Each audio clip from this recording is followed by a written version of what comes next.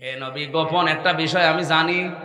আপনার উম্মতদেরকে আপনি ইন্তেকালের আগে বলে যান, তারা যদি ফরজ নামাজের পরে আয়াতুল কুরসির ভেতরে 10টা ক্ষমতার কথা আছে আল্লাহর, এই 10টা ক্ষমতা বিশ্বাস করে যদি আয়াতুল কুরসি পড়তে পারে, আর এই 10টা বিষয় জীবনে যদি ওর থাকে, আমার আল্লাহ যে 10টা কথা আয়াতুল কুরসির ভেতরে দিয়েছে, আপনার উম্মতেরা যদি মেনে নিতে পারে, আমি আজরাইল কথা দিচ্ছি তার মরণের সময় যন্ত্রণা হবে না। আমি সহ যারা এসেছি আমলটা করবেন, সালাম ফিরিয়ে ফরজ নামাজ শেষ হয়ে গেলেই বলবেন আল্লাহু আকবার একবার, আল্লাহু আকবার কয়বার? আস্তাগফিরুল্লাহ 3বার। এরপরে আল্লাহুম্মা আনতাস সালাম ওয়া মিনকাস সালাম তাবারাকতা ইয়া যাল জালালি ওয়াল ইকরাম একবার। এরপরে আপনি আয়াতুল কুরসি পড়ে নেবেন। এই আমলটা যদি জারি থাকে, আর মাঝে মাঝে একটু বাংলা মিলাবেন যে 10টা ক্ষমতা আছে এর ভেতরে, আল্লাহু লা ইলাহা ইল্লা হুয়াল হাইয়ুল কাইয়্যুম লা তাখুযুহু সিনাতুন ওয়ালা নাওম। এরকম 10টা বিষয় পাবেন। আমি বিস্তারিত ব্যাখ্যায় যেতে পারছি না। এই 10টা বিষয় যখন আপনার প্র্যাকটিক্যাল লাইফে থাকবে, মরণের সময় আপনারও আযাব হবে না। মনে হবে যে মায়ের স্তনে বুক মুখ লাগিয়ে আপনি ঘুমিয়ে পড়েছেন। আল্লাহ এরকম আসানের মরণ আমাদেরকে দান করেন, বলেন আমিন। মরণ যেহেতু লাগবে, আমি বহু মানুষের মরণের যন্ত্রণা এগুলো পড়েছি এবং দেখেছি নিজে। হযরত ঈসা আলাইহিস সালামের জামানায় তার উম্মতেরা একবার বলেছিলেন, আপনি তো নবী দাবি করছেন, একটা মুজিজা যদি দেখাতে পারেন, এই যে একটা কবরস্থান এ পুরাতন বহুদিন ধরে চলছে, এখান থেকে যদি একটা লাশ আপনি উত্তোলন করে জিন্দা করে আমাদেরকে দেখাতে পারেন, তাহলে বিশ্বাস করব আপনার মুজিজা, আপনি নবী।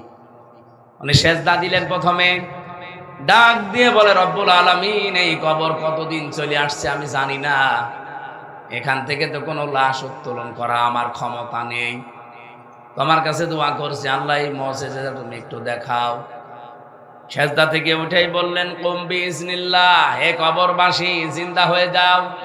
সঙ্গে সঙ্গে কবর থেকে একটা দাড়ি চুল পাকা, দাড়ি গোঁফ চুল পাকা একটা মানুষ দাঁড়িয়ে সালাম দিয়েছে, আসসালামু আলাইকুম ইয়া নূহ নবী আল্লাহ, হে আল্লাহর নবী নূহ, হে আল্লাহর নবী ঈসা, আপনি আমার বাবার পক্ষ থেকে সালামটা গ্রহণ করেন। হযরত ঈসা আশ্চর্য হয়ে গেলেন, কি কে তোমার চাচা, আমাকে তুমি সালাম দিলে বাবার পক্ষ থেকে? উনি বলছে, আমার নাম শাম, আমি আজকের লাশ না, হাজার হাজার বছর আগে আমি দুনিয়া থেকে বিদায় নিয়েছি, আমার বাবার নাম হযরত নূহ আলাইহিস সালাম। উনি যেহেতু একজন নবী ছিলেন, এক নবী আর এক নবীর ভাই, আপনি যদি আমার বাবার ভার হয়ে থাকেন, তাহলে তো আপনি আমার চাচা, এই হিসাবে আপনাকে আমি চাচা বলে সম্বোধন করলাম, আপনি আমার সালামটা আগে নেন। হযরত ঈসা ডাক দিয়ে বললেন, শাম, তোমাকে যখন পেয়ে গেছি আমি কয়েকটা জিনিস জানতে চাই, তুমি বলো দেখি। আমার তো ইনজিল শরীফ আছে, আমি ইনজিল কিতাবে পেয়েছি হযরত নূহ আলাইহিস সালামের জামানার মানুষের চুল দাড়ি পাকতো না, তারা চুল দাড়ি পাকার আগেই কালো অবস্থায় মরে যেত। তোমার তো চুল দাড়ি সবই পাকা, আসমানি কিতাব ইনজিলের সাথে তোমার তো বর্ণনা মেলে না, কি বলো? হযরতে শাম বলেছেন, হে আমার চাচাজি, আপনি যা পড়েছেন ইনজিলে সব সঠিক, আমিও মরণের সময় আমার চুল দাড়িগুলো সব কাঁচা ছিল, পাকে নাই, সব কালো ছিল। আপনি যখন কুম বিইজনিল্লাহ বললেন, আল্লাহ পাক আমার শরীরের ভেতরে রূহটা দিচ্ছিলেন, আস্তে আস্তে আমার সামনে থেকে মাটিগুলো আলাদা হয়ে যাচ্ছিল। আমি মনে মনে ভাবছিলাম, কিয়ামত মনে হয় কায়েম হয়ে গেছে, এই মাত্র আমার আল্লাহর সামনে আমাকে মনে হয় দাঁড় করাবে আমার জীবনের কাজকর্ম নিয়ে। আমার এমন একটা ভয় লেগেছে যে আল্লাহর সামনে আমি দাঁড়াবো কি নিয়ে। এই ভয়ের চোটে সঙ্গে সঙ্গে আমার কালো দাড়ি, কালো চুলগুলো সাদা হয়ে গেছে। চ্যানেলটি সাবস্ক্রাইব করে আমাদের সঙ্গেই থাকুন। أعوذ بالله من الشيطان الرجيم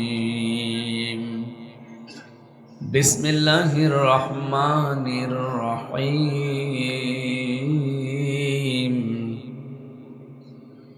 منها خلقناكم وفيها نعيدكم ومنها نخرجكم تارة أخرى ولقد أريناه آياتنا كلها فكذب وأبى صدقت يا ربنا আলহামদুলিল্লাহ। নাটোর জেলার লালপুর থানার অন্তর্গত চক নাজিরপুর হাই স্কুল ময়দানে ডিয়ারপাড়া কারিউল কোরআন হাফিজিয়া মাদ্রাসার উদ্যোগে তাফসিরুল কোরআন মাহফিল, এটা 25তম বাৎসরিক 2 দিন ব্যাপী। এটা মনে হয় সমাপনী রজনী নাকি? হ্যাঁ, সমাপনী রজনী। সমাপনী রজনীর স্বনামধন্য সভাপতি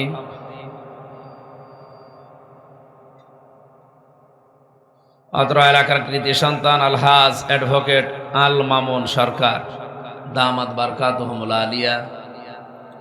এতক্ষণ যিনি আলোচনা রাখলেন ইসলামিক চিন্তাবিদ মুফাসসিরে কোরআন মাওলানা তোফাজ্জল হোসেন। আলোচনা রেখেছেন মাওলানা আব্দুল করিম। আলেমদের কথাগুলো আমলের তৌফিক কামনা করছি আমিন। মঞ্চে বসা ওলামা ইকরাম, ওয়ারফা'না লাকা যিকরাক, এদের মর্যাদা সম্মান আল্লাহ যেন আরো বাড়িয়ে দেয়। যাদের মর্যাদা কামনা করেছি আলেমদের। কাদের? আলেমের বাইরে এখন নামে অনেক জালেম আছে। আলেম নাম নিয়ে জালেমকে ছাড়িয়ে গেছে, এরকম আলেম দেশে নেই। সুতরাং ওই সমস্ত আলেমদের সম্মান আমরা কামনা করি না। ওরা বালাম বিন বাওরার অনুসারী। দিন যত যাবে ওদের মর্যাদা সম্মান আরো তলানিতে যাবে। ওয়াজালুর রিজসা আলাল্লাযিনা লা ইয়াকিলুন, সূরা ইউনূসের 99 নম্বর আয়াতের শেষের দিকে আছে। আল্লাহ তাআলা বলেন, যারা বিবেক কাজে লাগায় না, তাদের জ্ঞান কাজে লাগাবে না। আকীল, বুদ্ধি, কমন সেন্স, এটা যাদেরকে আল্লাহ দিয়েছে কিন্তু তারা কাজে লাগালো না, ওদের জীবনে আল্লাহ ভুল সিদ্ধান্ত চাপিয়ে দেবে। আপনি দেখেন এই পৃথিবীতে যাদের জ্ঞান আছে, শুধু নামের আগে মাওলানা, মুফতি, হাফেজ, কারি, মুফাসসির, মুহাদ্দিস এগুলো লেখা থাকলে আলেম হয় না। আলেম মানে জ্ঞানী। আলেম মানে কি? যার যে জ্ঞান আছে এই জ্ঞান অনুযায়ী সে যদি সত্যকে অনুসন্ধান করত, বাংলাদেশে শিক্ষিত মানুষ একেবারে কম নেই। আমরা দেখি এই শিক্ষিত মানুষগুলোই ভুল করে। এজন্য জ্ঞানটা কাজে লাগাতে আহ্বান জানাচ্ছি, নয়তো আপনি জীবদ্দশায় দেখবেন ভুল জিনিস আপনার উপরে চেপে বসে আছে। আমি নিচে নামতে পারলাম না, আশা করি কথা বুঝেছে। এ পৃথিবীতে যারাই তাদের জ্ঞান কাজে লাগাবে না, বিবেক, বুদ্ধি, আকল, কমন সেন্স, এটা যাদেরকে আল্লাহ দিলেন, তারা যদি সত্যি এটা কাজে না লাগায়, ভুল জিনিস দিনের পর দিন তার উপরে চেপে বসতে থাকবে। 2 নম্বরে, এই মানুষটা পৃথিবীর সৃষ্টি জগতের কাছে ঘৃণিত হয়ে যাবে। সামনাসামনি হয়তো তাকে অনেকেই ভয়ে প্রশংসা করবে, স্যালুট জানাবে, সমাদর করবে, পেছনে যেয়ে তার মৃত্যু কামনা করবে। আমরা হাজ্জাজ বিন ইউসুফ নামে একটা লোকের জীবনী পড়েছিলাম, খুব জালেম ছিল।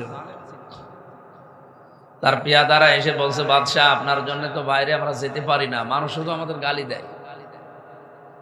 গালি দেয় মানে আমার জন্য তোরা গালি খাবি কোন কারণে? আপনিও যান, দেখেন আপনাকেও গালি দেবে। ছদ্মবেশ নিয়ে রাস্তায় গেছে, একটা গ্রাম্য লোকের সাথে দেখা। লোকটা বলছে, এই বাদশাহ হাজ্জাজ বিন ইউসুফ, এই লোকটা কেমন? জালেম। ও জালেম, ও জালেম, 3 বার জালেম শুনে ওর মেজাজ গেছে খারাপ। ডাক দিয়ে বলছে, আমারে চেনো? যে না। আমি সেই ইউসুফ। চিন্তা করছে, আমার তো মাথা থাকতো, কার সামনে আমি কি বললাম। বুদ্ধি করে বলছে, বাদশাহ আপনি কি আমারে চেনেন? বলছে না তো। আমি এই গ্রামের ওই লোক যার মাসে 2 দিন মাথা খারাপ হয়, আজকে তার পয়লা দিন। তুই পাগল, কারে ধরলাম? পাগল বলে বেশি গিয়েছে। তাছাড়া কি ওই দিন বাঁচার কথা ছিল? বলেন বলেন। আমরাও পাগল বলেই বেশি আছি, নাই তো 15.5 বছরে আমরা কি বাঁচার কথা ছিল? কত আলেম আমরা পাগল হয়ে গেছি যে মাসে 2 দিন মাথা খারাপ হয়, আজকে পয়লা দিন, আর একদিন হবে। সামনাসামনি আপনার প্রশংসা করলেও পেছনে যে আপনার মৃত্যু কামনা করবে যদি বিবেক অনুযায়ী কাজ না করে। এই বাংলাদেশে আমি নাম ধরলে এখন অনেকের নাম ধরতে পারতাম, কিন্তু ধরলাম না। যেন আশা করছি আপনারা জ্ঞানী মানুষ, বুঝে ফেলেছে আমাদের অবস্থা যেন আর ওইরকম না হয়। যেন আলেমের মর্যাদা কামনা করলাম, যে সে আলেম না, যারা সত্যিকার অর্থে আলেম। ইন্নাল উলামা ওয়ারাসাতুল আম্বিয়া। নবীজি বলেন না যে আমার শুধু তারা ওয়ারিস, আলেমরা না। ইন্নাল উলামা, আলেমের বহু বচন উলামা। এ পৃথিবীতে যত নবী আল্লাহ পাঠিয়েছিলেন সব নবীর ওয়ারিস, উত্তরাধিকারী আলেমরা। সে আলেম আবার আলেম হওয়া লাগবে না? সামনে বসা মুসলমান ভাইরা, পর্দার আড়ালের সম্মানিতা মা এবং বোনেরা, প্রশাসনের ভাইরা, প্রাণ প্রিয় লালপুরবাসী, দরবারে ইলাহিতে শুকরিয়া জানাচ্ছি যিনি আমাদেরকে কোরআন শোনার জন্য প্রচন্ড শীতের ভেতরে ধৈর্য এবং সহ্য দিয়েছেন। আলহামদুলিল্লাহ। সবাইকে কিন্তু আল্লাহ এটা দেয়নি। কত মানুষ যারা এই আওয়াজ শুনেছে, পোস্টার দেখেছে, মাইকিং হয়েছে না হয়নি? কত মানুষের কানে আওয়াজ গেছে, সবাই কি এখানে এসেছে? যারা আসে নাই তাদের জন্য একটা সুসংবাদ আছে, আর যারা এসেছেন তাদের জন্য একটা দুঃসংবাদ আছে। বোঝা গেল না? না, ঠিক আছে। আল্লাহ রাব্বুল আলামিন বলেন, যারা আসে নাই কোরআনের আওয়াজ শোনার পরে তাদের সুসংবাদ কি? সূরা জাসিয়ার 8 নম্বর আয়াতে আছে, ইয়াসমাউ আয়াতিল্লাহি তুতলা আলাইহি সুম্মা ইউসিররু মুস্তাকবিরান কাআল্লাম ইয়াসমাহা ফাবাশশিরহু বিআযাবিন আলীম। যার কাছে এই আওয়াজ পৌঁছিয়েছে যে তেলাওয়াত শোনানো হবে, কোরআনে কারিমের তাফসির হবে, কথা বলতে আসবে অমুক অমুক জায়গাটা অমুক জায়গা, এই আওয়াজ যাদের কানে গেল, হে নবী দেখবেন অনেকেই সুম্মা ইউসিররু মুস্তাকবিরান, অহংকার করে নিজেদের জায়গায় তারা বসে আসলো না। কাল্লাম ইয়াসমাহা, মনে হয় যেন তারা শোনেই নাই। ফাবাশশিরহু বিআযাবিন আলীম, এই আচরণ যারা করলো কোরআনের সাথে, এই মানুষগুলোকে যন্ত্রণাদায়ক আযাবের সুসংবাদ দেন। এটা সুসংবাদ নাকি? এই যে যন্ত্রণাদায়ক আযাবের সুসংবাদ, এটা কেমন আযাব? আল্লাহ একটা ধরন দিয়েছেন কোরআনে। রব্বুল আলামিন বলেন, যারা কোরআনের সাথে আচরণ করবে, অহংকার করে তো আসে নাই শুনতে, আর কিছু মানুষ এসেছিল ওয়াস্তাকবারু আনহা, এর থেকে মুখ ফিরিয়ে অহংকার করে চলে গেছে। এমনকি অনেকে এখনো চার দোকানে বসে বসে আপনি তাকান যে এখনো পর্যন্ত গীবত করছে। আপনার বিশ্বাস না হলে চলেন চার দোকানে দেখেন, আমার নাম ধরে গীবত হচ্ছে। এই কথা বলেন না কেন? কি করতে তারা গীবত করছে জানেন? তারা একে অন্যকে বলছে আমির হামজা এসেছে, রাজনীতি করবে, না যেয়ে ভালোই করেছি। আমি কি বেশি বললাম? চলেন আমি এই কথা শোনাবো। এই যে আপনি রাজনৈতিক একটা দোহাই দিয়ে আসলেন না, এটা তো রাজনৈতিক গতানুগতিক অনুষ্ঠান না, এটা তাফসির মাহফিল আপনি লিখেছেন। আর আপনাদের একটা পরিচিত আয়াত পড়েছি আর একটা অপরিচিত আয়াত পড়েছি। পরিচিত আয়াত আমরা মাটি দেওয়ার দোয়া মনে করে অনেকে জানি, কিন্তু পরের আয়াত যেটা ওয়ালাকাদ আতাইনাহু আয়াতিনা ফাকাযযাবা ওয়া আবা, ওয়ালাকাদ আরাইনাহু আয়াতিনা কুল্লাহা ফাকাযযাবা ওয়া আবা। এই আয়াতটা অনেকের অপরিচিত। আমরা এই দুই আয়াতের হালকা কিছু ব্যাখ্যা দিতে চাই ইনশাআল্লাহ। যারা আসলেন না রাজনৈতিক তহমত দিয়ে, আমি রাজনীতি করি ঠিক আছে, কেন করি সেটা তো আপনাকে আগে জানা লাগবে। নামাজ আমি পড়ি কারণ নামাজের কথা কোরআনে আছে না নেই? আল্লাহর কসম এই মুসাফির অবস্থায় এখন আছি, এই কোরআনের মঞ্চে বসে বলছি, যদি নামাজের কথা কোরআনে না থাকতো আর তামাম পৃথিবীর সব মানুষ নামাজ পড়তো, আল্লাহর কসম আমি নামাজ পড়তাম না। হ্যাঁ, সত্যি কথা বলছি, আমি নামাজ পড়তাম। রোজার কথা কোরআনে আছে, এই জন্য তামাম পৃথিবীর সব মানুষ যদি রোজা ছেড়ে দেয়, আমি একা হলেও রোজা রাখতাম। কথা বলে না কেন? রোজার কথা মাত্র আমি পেয়েছি এক জায়গায়, নামাজের কথা পেয়েছি 82 জায়গায়। কোরআনে কারিম দিয়ে রাজনীতি করা লাগবে কথা আছে 918 জায়গায়। সুতরাং আপনার চাইতে কোরআন আমি পড়েছিও বেশি, বুঝেছিও বেশি ইনশাআল্লাহ। আমার যতটুকু বুঝ আছে, বাংলাদেশ না তামাম দুনিয়ায় কেউ যদি কোরআনের রাজনীতি না করে, আমি একা হলেও করব, কারণ আমার বাঁচা লাগবে। কোরআনের বাইরে যদি কেউ রাজনীতি করে, সে বাঁচার কোনো পথ নেই তার। রাজনীতি তো ফেরাউনও করেছে, নাই তো সে প্রধানমন্ত্রী হলো কি করে? রাজনীতি তো আবু জেহেলও করেছে, নাই তো প্রধানমন্ত্রী হলো কি করে? রাজনীতি আবু লাহাবও করেছে, সে মন্ত্রী ছিল। অথবা সাইবা এরাও রাজনীতি করেছে, ওলিদ বিন মুগীরা এও রাজনীতি করেছে, কিন্তু তাদের রাজনীতি ছিল তাদের মন মতো আইন তৈরি করে জনগণের উপরে চাপিয়ে দেওয়া।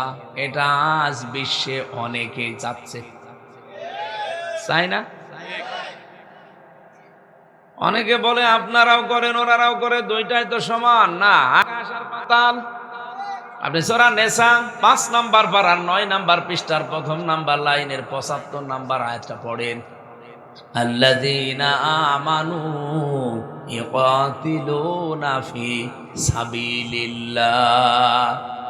আল্লাহ বলেন যারা ঈমান এনেছে তাদের কাজ হচ্ছে লড়াই করবে, সংগ্রাম করবে, মিছিল করবে, মিটিং করবে, ভোট করবে, যাই করবে ওটা আল্লাহর রাস্তায়। আমরা যা করি আল্লাহর কসম, এ জমিন যার, আইন চলবে তার, এ কারণে করি। ওয়াল্লাযীনা কাফারু, আর যারা কাফের, ইকাতিলুনা ফি সাবিলিত তাগুত, তারাও লড়াই সংগ্রাম করবে, তারাও মিছিল মিটিং করবে, তারাও দল করবে, তারাও ভোট করবে, কিন্তু রাস্তা হবে শয়তানের। শয়তানের রাস্তাটা কি? না, এদিকে তাকা।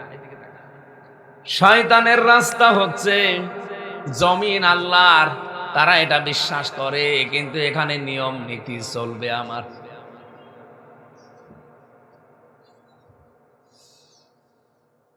জমিন আল্লাহর এটা আমরাও বিশ্বাস করি। জমিন আমরা বানাইনি, আমার বাবাও বানায়নি, এটা বানিয়েছে আল্লাহ, কিন্তু নিয়ম এখানে চলবে আমাদের, এখানে আইন চলবে আমাদের, বিধান চালাবো আমরা। এইটাই শয়তানের রাস্তা। মানে বলেন তো এক হয় কি করে? আমি কি কোনো দিন আজ পর্যন্ত আপনাদের সামনে বলেছি আসেন আমার বাবা রিয়াজউদ্দিনের নিয়ম নীতিগুলো পালন করি, আমার দাদা জাহান আলীর নিয়ম নীতি পালন করি? জীবনে কোনো দিন জ্ঞান থাকতে বলবো না। সারা জীবন যেহেতু বলেছি আলা লাহুল খালকু ওয়াল আমরু, বানিয়েছেন যিনি, বিধান চলবে তার, এইটা আমার আল্লাহর জন্যে। আর আপনি বলছেন বানিয়েছেন আল্লাহ, এটা মানি আবু জেহেল বলতো এটা। ওয়ালা ইন সাআলতাহুম মান খালাকাস সামাওয়াতি ওয়াল আরদা লা ইয়াকুলুনাল্লাহ ইলা আখিরি আয়াত। কোরআনে কত জায়গায় আয়াতটা আছে, হে নবী ওদেরকে যদি জিজ্ঞাসা করেন আসমান জমিন কে বানিয়েছে, আবু জেহেল গ্যারান্টি দিয়ে বলবে আল্লাহ বানিয়েছে। লা ইয়াকুলুনাল্লাহ লামে তাকিদ নুনে সাকিলা, আবু জেহেল গ্যারান্টি দিয়ে বলতো আল্লাহ বানিয়েছে।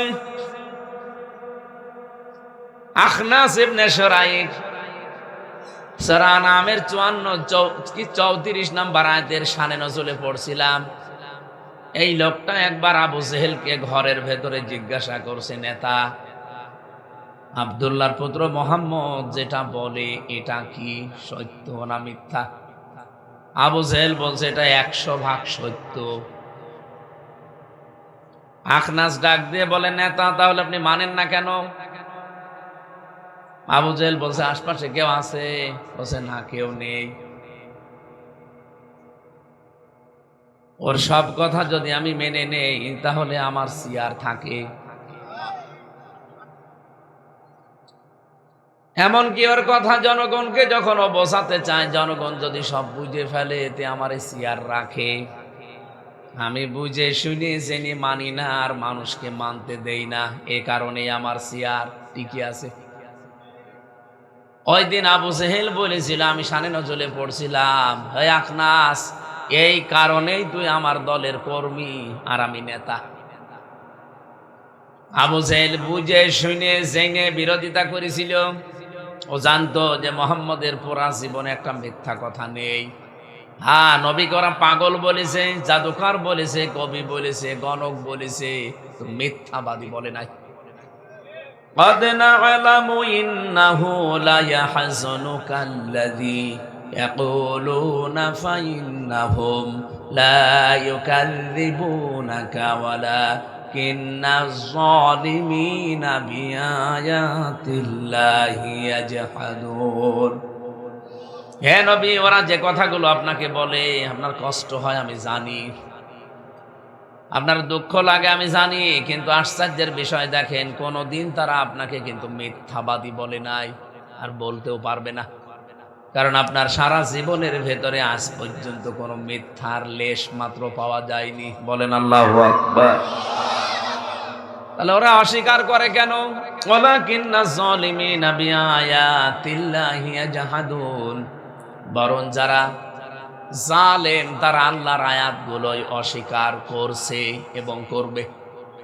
আল্লাহ যদি বলতো করেছে তাহলে মাথি শিখা দিত। ইয়াজহাদুন মোজারে, বর্তমান ভবিষ্যৎ প্রেজেন্ট ফিউচার। ইয়াজহাদু দেয়নি, ইয়াজহাদুন বহু বছর। তার মানে ওই সময় তারা অস্বীকার করেছে তা না। জালেম যারা কিয়ামত পর্যন্ত তারা অস্বীকার করবে। ওই জামানায় আবু জেহেল জেনে শুনে বুঝে নবীজির বিরোধিতা করেছিল, আর বাংলাদেশে আজও অনেকে জেনে শুনে বুঝে আলেমদের বিরোধিতা করছে। এজন্য ওনাদের রাস্তা আমাদের রাস্তা আপনি মনে করতে পারেন সবই তো একই রকম কাজ, না, জীবনেও একরকম কাজ না। এই কোরআনে 25 জন নবীর দোয়া পেয়েছি আমি, 24 জন নবীর দোয়া ডাইরেক্ট ইনডাইরেক্ট একই ধাঁচের, শুধু একজন নবীর দোয়া একটু ভিন্ন রকম।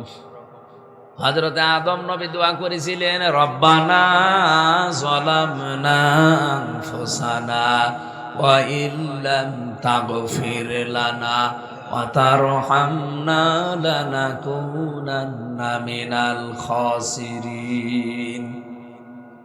বাকি 24 জন নবীর দোয়া পুরা কোরআনে ছড়িয়ে ছিটিয়ে আছে। আপনি দেখেন বিশ্ব নবীর দোয়া পাবেন সূরা বানী ইসরাঈলের 80 নম্বর আয়াত, 15 নম্বর পারা 8 নম্বর পৃষ্ঠা 14 নম্বর লাইনে আছে, ওয়াকুর রব্বি আদখিলনি মাদখালা সিদকিন ওয়া আখরিজনি মুখরাজা সিদকিন ওয়াজআল লি মিন লাদুনকা সুলতানান নাসীরা। হযরত ইউসুফ নবীর দোয়া আছে 13 নাম্বার পারার প্রথম নাম্বার পৃষ্ঠার 4 নাম্বার লাইনের 55 নাম্বার আয়াতে আছে সূরা ইউসুফ। ক্বালা রাব্বি ইজআলনি খাযাইনিল আরদি ইন্নী হাফিজুন আলিম। হযরতে দাউদ নবীর দোয়া আছে সূরা সুআদের 26 নাম্বার আয়াতে। হযরতে সুলাইমান নবীর দোয়া আছে সূরা সুআদের 35 নাম্বার আয়াতে। কোরআন শরীফ এভাবে পুরা দোয়া নবীদের সাজানো। আমরা খালি খতম করার জন্যই পড়ে চলে যাই। নবীদের দোয়াগুলো একটু বিশ্লেষণ করেন তো। হযরতে সুলাইমান নবী দোয়া করছেন ক্বালা রাব্বিগফিরলি ওয়াহাবলি মুলকান লা ইয়ানবাগি লিআহাদিন মিন বা'দি ইন্নাকা আনতাল ওয়াহ্হাব। হযরতে সুলাইমান বলছেন, হে আমার রব, আমাকে মাফ করে দেন আর আমাকে এমন একটা রাজ ক্ষমতা দান করেন যে আমার পরে আর কাউকে এরকম ক্ষমতা দেবেন না। নিশ্চয় আপনি মহাদাতা। আমার প্রশ্ন, সুলাইমান নবী, দাউদ নবী, ইউসুফ নবী, মুহাম্মদ রাসূলুল্লাহ সাল্লাল্লাহু আলাইহি ওয়াসাল্লাম সহ যত নবী আল্লাহর কাছে দোয়া করলেন তাদের দোয়া একটাও কবুল হয়নি। আপনাকে ঘুমাচ্ছে না?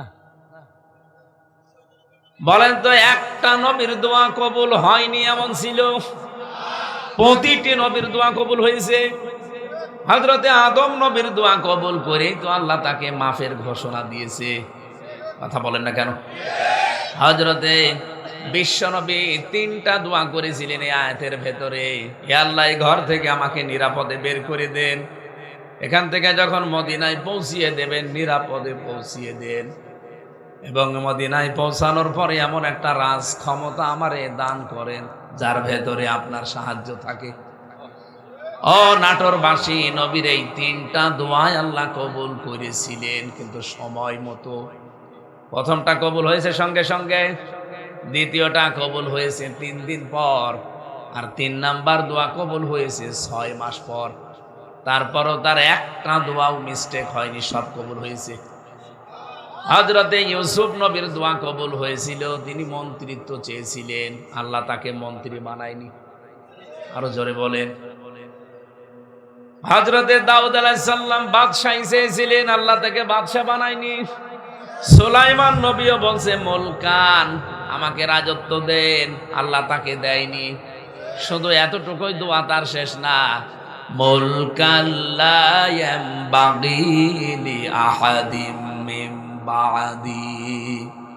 হে আল্লাহ, তুমি আমার পরে এরকম ক্ষমতাই দুনিয়ায় আর কাউকে দেবে না। দেখেন, হযরত সুলাইমান নবীর পরে আজ পর্যন্ত এরকম ক্ষমতা আল্লাহর কাউকে দেয়নি। উনি জিনদের পর্যন্ত অনুগত করেছিলেন, পিপিলিকার ভাষা বুঝতেন।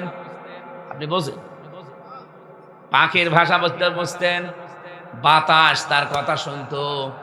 এইরকম রাজত্ব আজ পর্যন্ত পৃথিবীতে আল্লাহর কাউকে দেয়নি, দেবেও না। কারণ এই দোয়া কার? আল্লাহ দোয়া না? আমার প্রশ্ন আপনাদের কাছে, সুলাইমান নবী সহ যত নবী দোয়া করলেন আল্লাহ রাষ্ট্র ক্ষমতা আমাদেরকে দেন, তারা কি ক্ষমতা চেয়েছিলেন দুনিয়া ভোগ করার জন্যে? বলেন বলেন। বেশি বেশি বিয়ে করার জন্যে না? অনেকেই মনে করে ওনারা মনে হয় বেশি বিয়ে করবে, বেশি মাল কামাবে দুনিয়ায়, বেশি ক্ষমতা দেখাবে, এই জন্যই দোয়া করেছে। না, নবীদের এই সমস্ত দোয়ার পেছনে কারণ ছিল। আমি ব্যাখ্যাগুলো পড়ে পড়ে দেখলাম, প্রতিটা নবীর দোয়ার পেছনে কারণে যে আমরা আল্লাহর বিধানের কথা মানুষকে বলি, আল্লাহর আইনের কথা বলি, মানুষকে আমরা দ্বীনের দিকে দাওয়াত দেই, কিন্তু মানুষগুলো আমাদের কথা শোনে না। কথা শুনতে বাধ্য হবে যদি এই রাষ্ট্রে আইনগুলো কায়েম করা যায়। আল্লাহর কসম, আমরা যারা নবীর উত্তরসূরি দাবি করি, নবীর উম্মত আমরা যারা দাবি করি, নবীজি রাজনীতি করেছে, এই জন্য আমরা যারা রাজনীতি করি, কোরআন আমার সামনে আমি মন থেকে বলছি ক্ষমতা চাই আমরা এই কারণে যে দুনিয়ায় বেশি দিন বেশি থাকবো, বেশি মাল কামাবো, বেশি বেশি বিয়ে করব। নবীরা যেটা চেয়েছিল ওইটাই চাই।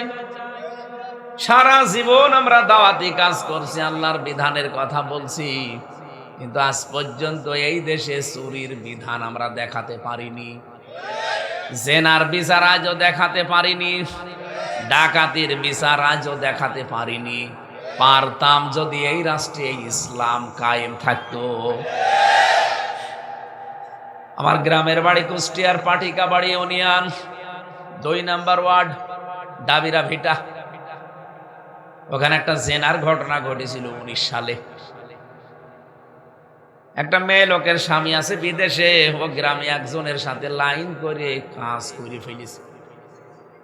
4 জন সাক্ষী ছিল, জনসম্মুখে এসে বলছে আমরা দেখেছি।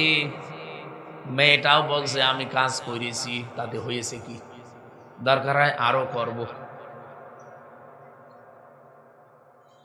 খুব সাহসী মহিলা। গ্রামের লোকজন আমি বাড়ি যাওয়ার পরে আমারে বলছে মুফতি সাহেব ফতোয়া দেন তো কি করা যায়। দিলাম ফতোয়া। সূরা নূরের 2, 3, 4 নাম্বার আয়াতে আছে যে বিবাহিত অবিবাহিত যারা তাদের বিচার কি হবে জেনা করলে। নাকি আমি বানাচ্ছি?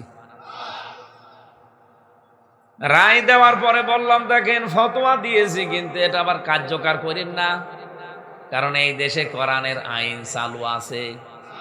এজন্য ফতোয়া পর্যন্ত শেষ, এটা আবার কাজে লাগাতে যেন না। দেখা যাচ্ছে ওই মহিলাকে আপনারা সঙ্গে সার করবেন মাটির ভেতরে পুঁতে ফেলে, ওরে সঙ্গে সার করার আগে পুলিশ ধরে নিয়ে আমারে সঙ্গে সার করবে। বলবে জেনার বিচারের রায় দিয়েছেন ঠিক আছে, আপনি কার্যকর করতে গেলেন কেন? এদেশে কোরআনের আইন চলে, কি বলতাম আমি? শেষে আমারে মারতো। এরপরও সর্বোচ্চ 5 থেকে 6 দিন পরে একটা মামলার ছিল, আগে ওই মামলার নাম দিয়ে আমারে ধরে নিয়ে গেল। 3 বছর জেলখানা থেকে ফাঁসির কন্ডেম সেলের ভেতর আমি ছিলাম। বের হয়ে আসলাম, গ্রামের লোক দেখি 2 ভাগ হয়ে গেছে। এক ভাগ আছে ওই মহিলার কাছে, ওর কাছে ওর স্বামী টাকা পয়সা পাঠায়, ওইটা নিয়ে খায় আর ওর সাথে মিলিয়ে আছে। আর এক ভাগ নামাজ রোজা করে। এই 2 দলের ভেতরে এক দল এসেছিল যারা ওই মহিলার সাথে আছে, তারা এসে সালাম দিয়েছে, কিন্তু যারা যে নামাজ রোজা করে তারা আর আসে না। ডাক দিলাম একদিন যে কি আপনারা কথাও বলেন না, দেখাও করলেন না, কি এমন অপরাধ করে জেলে গেলাম? বলছে না, জেল খাটা আপনার জন্য না, আপনি জেল থেকে বের হয়েছেন এটা আমরা কিছু মনে করছি না, আমাদের রাগ যে আপনি খালি ফতোয়া দিতে পারেন, কিছু করতে পারেন না। আমি না করেই ফতোয়া দিয়েই তো 3 বছর জেল খাটলাম, করলে তো আমার ফাঁসি হয়ে যেত। আচ্ছা না, তারপরও কোনো কথা নেই, তোমার ওয়াজও শুনবো না, কথাও বলবো না। চাচা হয় দাদা হয় গ্রাম সম্পর্কের, ওরা বলছে কথাও শুনবো না তোমার, খালি ফতোয়া দিতে পারো, দেখাতে পারো না।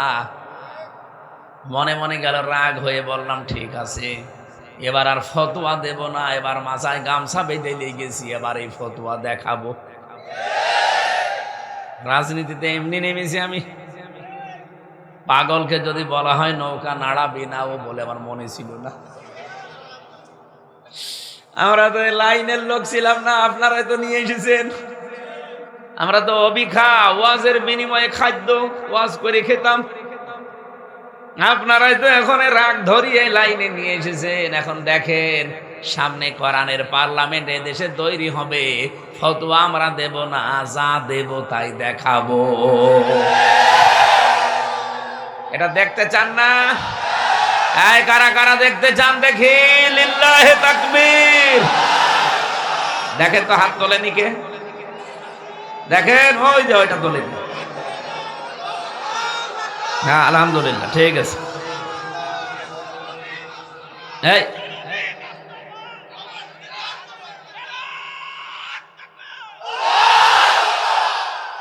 বেশি করো না, পুলিশ আছে। কিছুক্ষণ আগে দেখা করে গেল যে হুজুর আমি ডিবি। ঠিক আছে, থাকে। ওনারও এটা চাওয়া লাগবে যে আমরাও এবার কোরআনে কারিমের আইন এই দেশে চাই, খালি ফতোয়া দিয়েই আমরা শেষ করে দেব না, যা ফতোয়া দেব ঠিক ওইটা সংসদে পাশ করে দেখাবো। তখন আপনি জেনা করেন তো, ওই মহিলা যে বলছিল কইরেছি তা হয়েছে কি, আবার করব, করেন। এবার যদি কোরআন সংসদে যায় আর আইন যদি এটা পাশ হয়, জেনা করলে সঙ্গে সার করা লাগবে, আমার মনে হয় এই দেশে মানুষের স্বপ্ন দোষ বন্ধ হয়ে যাবে। জেনা করা, আমরা নবীদের মতো শুধু দোয়া করে, নবীদের যে দোয়াগুলো পড়েছি বিশ্লেষণ করেছি, আমরা দেখতে পাচ্ছি এই দোয়া শুধু করাই শেষ না, দোয়াগুলো আমরা এবার আমলে নেব, কাজে পরিণত করব ইনশাআল্লাহ। আমার কথা ছিল যারা এই আওয়াজ শোনার পরে মাইকিং শুনেছেন, পোস্টার দেখেছেন, ইউটিউবে আছে, ইন্টারনেটে দিয়েছে, ফেসবুকে দিয়েছে, প্রচার মাধ্যমে প্রচার হয়েছে, এরপরেও যারা আসলেন না তাদের হচ্ছে সুসংবাদ, যন্ত্রণাদায়ক শাস্তি। সুতরাং যারা আসেননি তাদের খুব লাভ হয়নি। আপনি যাই মনে করে আসলেন না, লাভ করতে পারেননি, হয়তো আমার উপরে মিথ্যা তহমত দিতে পারেন যে উনি রাজনীতি করবে। আরে ভাই, রাজনীতি আমি করব ঠিক, আপনার মতো দুর্নীতি না। আপনি তো আল্লাহর বিধানের বাইরে রাজনীতি করেন, ওটার নামই তো দুর্নীতি। যাদের কোনো কর্মজীবন নেই আলাদা, শুধু রাজনীতি যারা কর্ম বানিয়েছে তাদের দ্বারা এদেশের কোনো সেবা হবে না, খালি চাঁদাবাজি ছাড়া। আপনি দেখেন কোনো কাজ নেই, কি করে? রাজনীতি করে। রাজনীতি একটা কাজ, এটা তো সেবা। ছেলে বিয়ে দেবে, ঘটক জিজ্ঞাসা করছে কি করে ছেলে, যে কি করবে ছেলের কর্মজীবন, চাঁদাবাজি করে। এটা কর্মজীবন হইল? আগামীতে এই বলার মতো পরিবেশ আমরা দেশে রাখতে চাই না যে ছেলে রাজনীতি করে, চাঁদাবাজি করে, বলা যাবে? আর ওই পরিবেশই থাকবে না ইনশাআল্লাহ। দরুদ আর সালাম পাঠ করছি আমাদের নবী। না, আমি আরেকটা কথা বলেছিলাম না, যে যারা এসেছেন তাদের জন্য দুঃসংবাদ আছে। দুঃসংবাদ কি? কোরআনে কারীম যারা শুনতে আসলেন, এখন যা বলবো আমি সবগুলো যেহেতু আল্লাহর কথা, আমার বানানো একটা কথা আমি এর ভেতরে বলতে পারবো না, বললেই ধরা খেয়ে যাব। কারণ কোরআনের ভেতরে আমার কোনো কথা যদি আমি চালিয়ে দেই, মাস্ট বি আল্লাহ আমাকে ধরা খাওয়াবে। যেমন আবুল সরকারকে খাওয়িয়েছে। আবুল সরকার ধরা খায়নি, ও বলছিল কুল আউযু বিরাব্বিন নাস, আল্লাহ নাচতে বলেছে, ধরা খেয়ে গেছে। কারণ কোরআনের ভেতরে আপনি মন মতো কোনো কিছু দিতে পারবেন না। এই যে পারবেন না, এটা কোথায় আছে? সূরা হামিম সেজদার 42 নম্বর আয়াতে আছে, লা ইয়াতিহিল বাতিলু মিন বাইনি ইয়াদাইহি ওয়ালা মিন খালফি তানজিলুম মিন হাকিমিন হামিদ। আল্লাহ তাআলা বলেন, কোরআন আমি এমন ভাবে দুনিয়ায় নাজিল করে সংরক্ষণ করছি, এর ডান থেকে বাম থেকে উপর থেকে নিচ থেকে কোনো বাতিল প্রবেশ করতে পারছে না, পারবেও না। আপনি মন মতো কিছু বানিয়ে দিলে আল্লাহর কসম আপনি ধরা খেয়ে যাবেন, পারবেন না জীবনেও। বহু মানুষের আগে চেষ্টা চালিয়েছে, পারে নাই, পারবেও না। আপনি কি মনে করছেন মানুষ বসে আছে? আমেরিকাতে ৪৫০০ ধর্মীয় গ্রন্থ কম্পিউটারের ভেতরে দিয়েছিল, যে কোনটা সত্য আর কোনটা অথেন্টিক, কোনটা একেবারে অবিকল আছে, রদ বদল হয়নি, বলে দাও।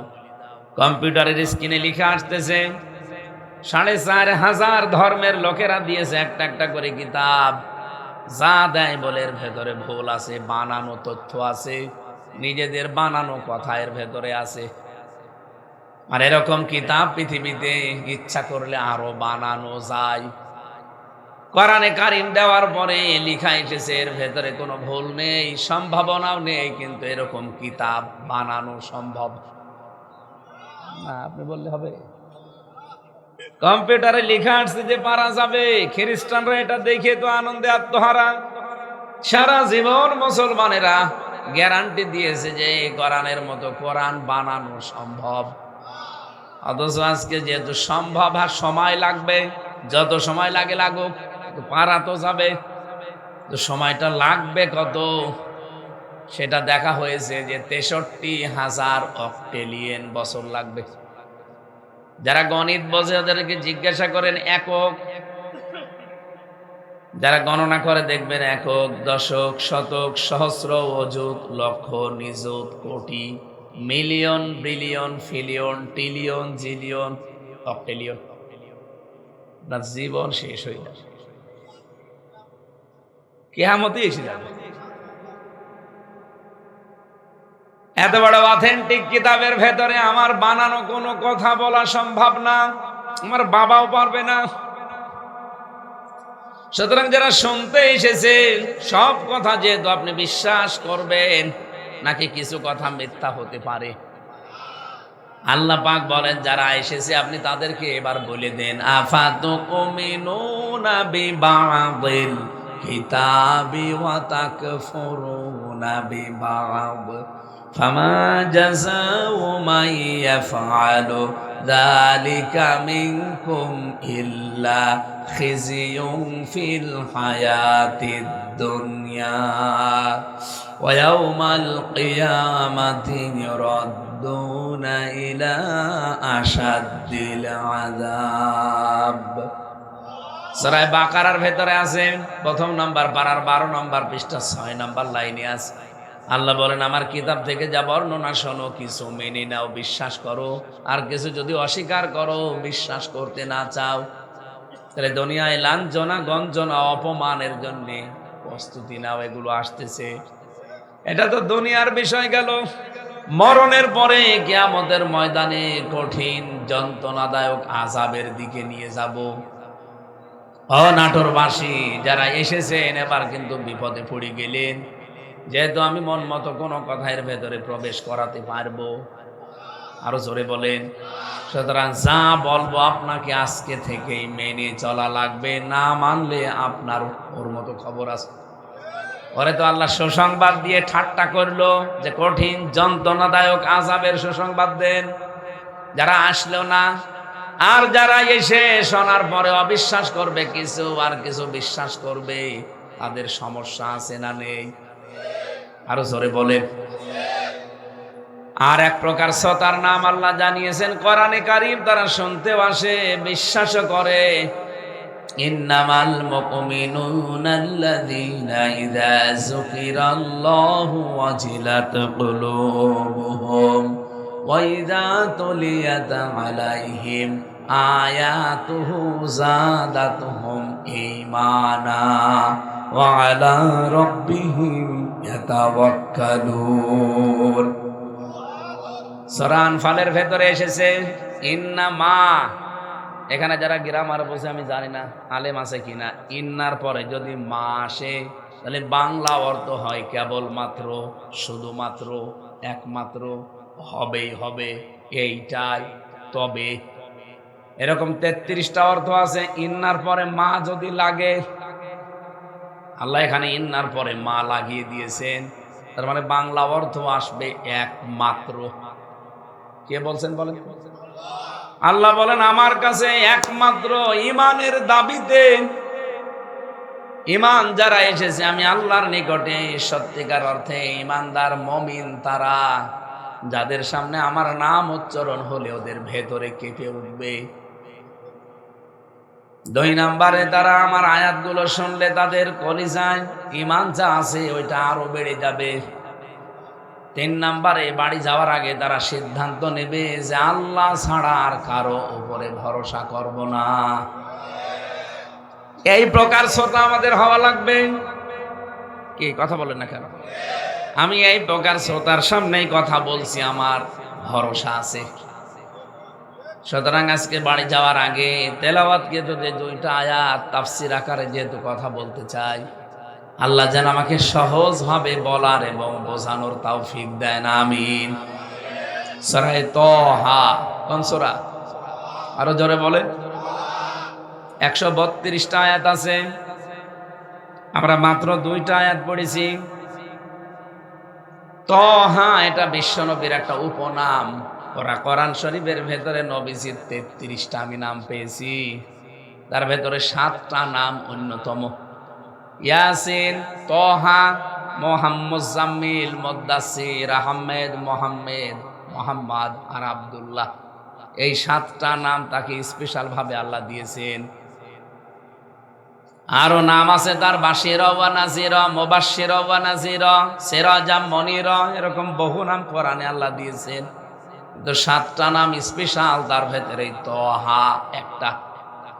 ওনাকে আল্লাহ ডাক দিয়েছেন তহা মা আনজালনা আলাইকাল কুরআনা লিতাশকা।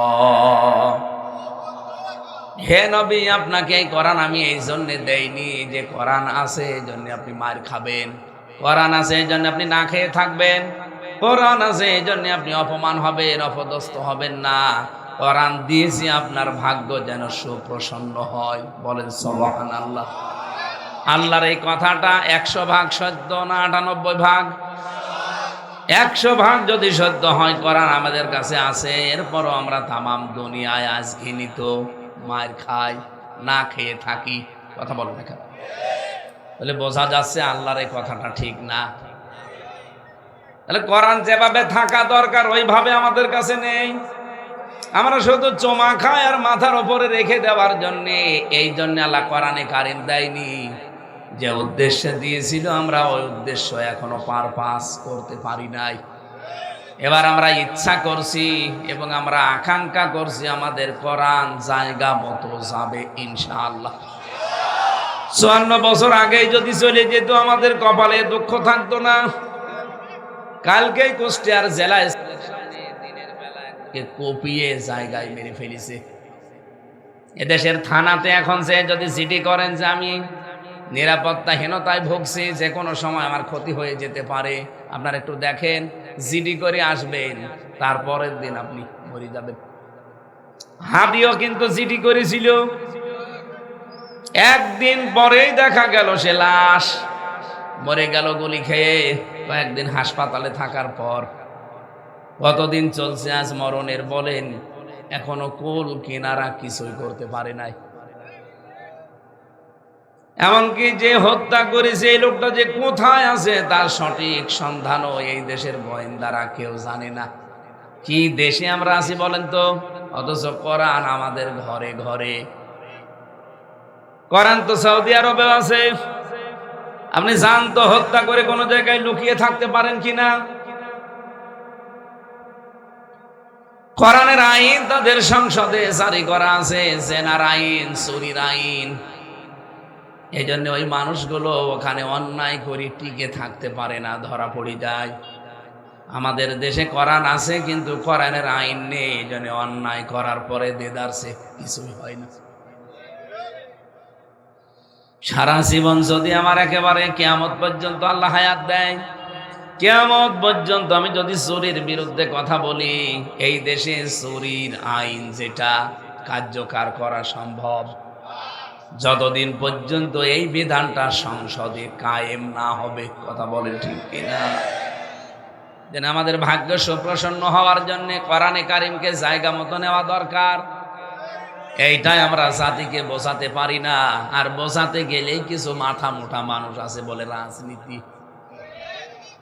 তুমি যেটা করো ওইটা রাজনীতি না, তুমি তো করো কোরআন বাদ দিয়ে, ওটা তো রাজনীতি বলা যায় না, ওটা তো দুর্নীতি। আমি যেহেতু কোরআন দিয়ে করছি, আমারটা জীবনেও দুর্নীতি হবে না, আমারটাই হবে আসল রাজনীতি। যারা কোরআন দিয়ে রাজনীতি করেছে আপনি তাদের জীবনের দিকে তাকান, 4 আনা দুর্নীতি তাদের জীবনে পাওয়া যায়নি। কোরআনের বাইরে যাদের জীবনে রাজনীতি করেছে, সে যে ভালো মানুষই হোক, একটার জীবনে পরিচ্ছন্ন ছিল না। বাইরের দেশগুলোতে সফর করে দেখেছি, যারা পালিয়ে গেছে তারা বাইরের দেশে যে ঘরে থাকতেও পায় না, ভয় পায়, হোটেলে থাকে। জিজ্ঞাসা করলে কি আপনি হোটেলে আছেন কেন? এখানেও তো আপনার বাড়ি আছে, সাহেব পাড়া আছে। বলে হুজুর ঘরে থাকবো ভয় করে, কারণ এই দেশেও বাঙালি আছে, যদি আমার এ পায়ে রাস্তাঘাটে এতে পিটিয়ে মেরে ফেলবে। এজন্য ভয়ে ভয়ে হোটেলে থাকি, কেউ যেন না জানে। আপনি আমার জন্য দোয়া করেন, আল্লাহ যেন আমাকে শান্তি দেয়। দোয়া, আপনার জন্য দোয়া আসবে। আপনি তো যা করেছেন, আমি যদি দোয়া করি আমার মুখ উল্টিয়ে বদ দোয়া বের হবে। কথা বলেন ঠিক কিনা? আগামীতে বাংলাদেশে আমরা এমন কিছু করতে চাই না যে আমাদের বিরুদ্ধেও মানুষ আবার নাকি বদ দোয়া করে। আসেন তো দল মত নির্বিশেষে সবাই এই দেশটাকে এবার একটু সাজানোর চেষ্টা করি। আল্লাহ যেন তৌফিক দেন, বলেন আমিন। তাহলে কোরআন যেখানে থাকবে সেখানে না খেয়ে থাকা লাগবে না, অভাব থাকবে না, এমনকি দুর্নীতি থাকবে না। এই সূরা তাহা 55, 56 দুইটা আয়াত পড়লাম। আমরা জানি এখানে 55 নাম্বার আয়াত সবাই জানেন। কি হিসাবে জানেন? যেটা মাটি দেওয়ার দোয়া। কোন নির্ভরযোগ্য হাদিস দিয়ে প্রমাণ করতে পারবেন যেটা মাটি দেওয়ার দোয়া? খালি শুনে শুনে, আমিও শুনে শুনে। হ্যাঁ, এটা আপনি পড়বেন, নিষেধ করছি না আপনাকে। মাটি দেওয়ার একটা আলাদা দোয়া আছে, তার নাম বিসমিল্লাহির রহমানির রহিম। আর মাটির ভেতরে রাখার জন্য একটা দোয়া নবীজি পড়তেন, সাহাবায়ে কেরাম পড়তেন, আমরাও পড়ি। বিসমিল্লাহি ওয়া আলা মিল্লাতি রাসূলিল্লাহ।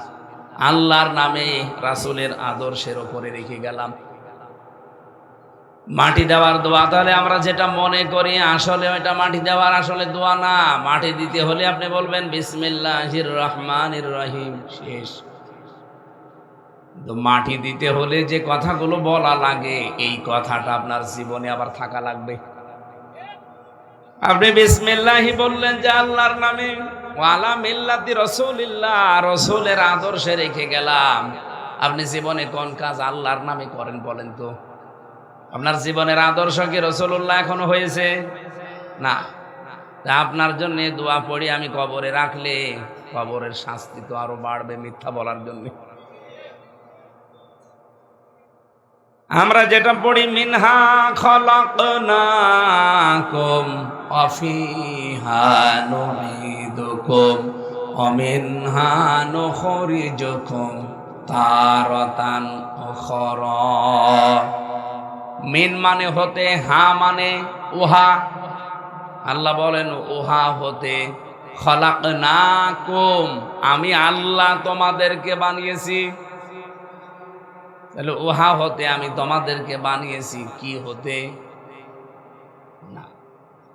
সরাসরি আল্লাহ আমাদেরকে মাটি দিয়ে বানাননি, মাটি দিয়ে মাত্র একজনকে বানিয়েছেন। খালাকাল ইনসানা মিন সালসালিন কাল ফাখখার। শুকনা ঠনঠনে মাটি দিয়ে আল্লাহ মানুষ বানিয়েছে মাত্র একজন, তার নাম আদম। নাম কি?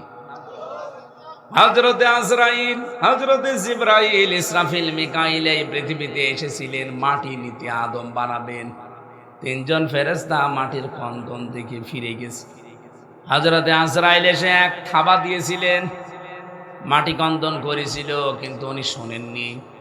উনি ডাক দিয়ে বলেছে, মাটি হুকুম আল্লাহর, তোমার কন্দন আমার কোনো যায় আসে না, নিয়ে যাওয়াই লাগবে।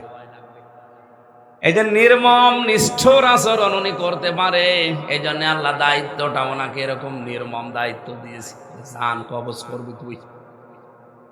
উনি যে এক থাবা দিয়েছিলেন, এটা সূরা সেজদার তাফসিরে পেয়েছি, তাবারির ভেতরে আছে।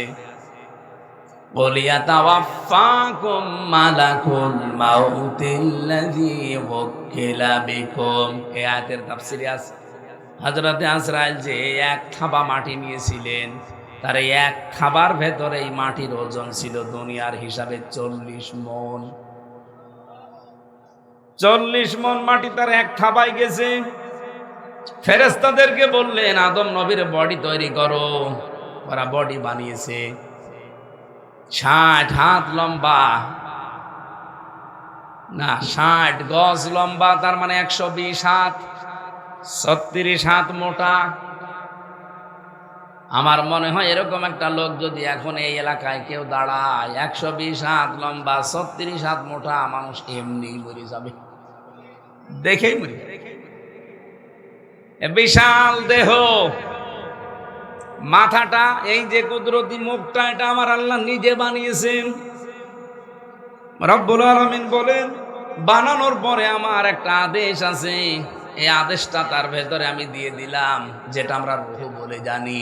ওয়ায়াসআলুনাকা আনির রূহ কুলির রূহু মিন আমরি রাব্বি। হে নবী, মানুষ যদি আপনাকে প্রশ্ন করে যে রূহ কি, বলবেন এটা আল্লাহর আমর, বিধান, হুকুম। আল্লাহর একটা হুকুম আমাদের ভেতরে কাজ করছে। উনি যদি বলে বেরিয়ে আয়, তখন আপনার আর ভেতরে কাজ করবে না, পুরা বডি থাকবে, কিন্তু একটা লকব লেগে যাবে আপনার উপরে, লাশ। কি লাগবে? হযরত আদমও পড়ে আছে ওইরকম, ওনার ভেতরে আল্লাহর এই হুকুমটা দিলেন, রূহটা নাক দিয়ে দিয়েছিলেন প্রথমে। নাকের ভেতরে কিছু গেলেই বিড়বিড় করে না? ওনার ভেতরে যাবার পরে বিড়বিড় করছিল, উনি হাসি দিয়েছিলেন। শরীরের ভেতরে যে জার্মগুলো লুকিয়েছিল, এই হাসির মাধ্যমে সব বের হয়ে যায়। এই একবারে সব জার্ম বের হয়ে চলে গেছে হাসির মাধ্যমে। হযরত আদম নবী হাসি দেওয়ার পরে আকস্মিকভাবে বলে ফেললেন আলহামদুলিল্লাহ। আল্লাহ এত বেশি খুশি হয়েছে আলহামদুলিল্লাহ বলার কারণে, কিয়ামত পর্যন্ত আদমের সন্তান যারা আসবে, তারাও যখন হাসি দেবে, তাদের জন্য ওয়াজিব এটা বলা আলহামদুলিল্লাহ। এটাতে গেল শরীয়তের বিষয়। এমনকি তার পাশে যে থাকবে, সে বলবে ইয়ারহামুকাল্লাহ, আল্লাহ তোমার উপরে রহম করুক। ওর পাশে যে শুনবে, সে বলবে ইয়াহদিকাল্লাহ, আল্লাহ তোমার হেদায়েত দান করুক, পথ সহজ করে দিক। এরকম 3-4টা দোয়া আছে পরপর। চিন্তা করলাম এত দোয়া পড়া লাগে কেন হাসি দিলে? বিজ্ঞানের কাছে জিজ্ঞাসা করে দেখি, একবার যদি মানুষ হাসি দেয়, যে পরিমাণ জার্ম শরীর থেকে বের হয়ে যায়, আপনি যদি ডাক্তার দিয়ে পরীক্ষা নিরীক্ষা করে এই জার্মগুলো শরীর থেকে বের করতে চান, কমপক্ষে 16,000 টাকা লাগবে। তার মানে একবার হাসি দিলে 16,000 টাকার কাজ হয়। আপনারা কি ঘুমিয়ে পড়লেন? 16,000 টাকার কাজ একবারে হবে হাসি দিলে, যে জার্মগুলো বের হয়ে যাচ্ছে। এগুলো মেশিন দিয়ে ডাক্তারকে পরীক্ষা করে যদি বের করতে চাইতেন, এত টাকা খরচ হতো প্রতিদিন। বিজ্ঞান এখন জানিয়েছে একটা মানুষের শরীরে 5.5 কেজি, 16 কেজি করে অক্সিজেন গ্রহণ করে। আপনি নাটোরে যে জিজ্ঞাসা করেন হাসপাতালে 1 কেজি অক্সিজেনের দাম কত। আমার মাঝে মাঝে এই দৃশ্যগুলো সামনে আসলে মনে হয়, যদি আল্লাহ এই নিয়ামতগুলো আমাদেরকে বলতো কিনে নাও, বিক্রি করি আমি, কিনে নাও, আমার মনে হয় এই পৃথিবীতে আমাদের বেঁচে থাকাটাই দুষ্কর হয়ে পড়ত।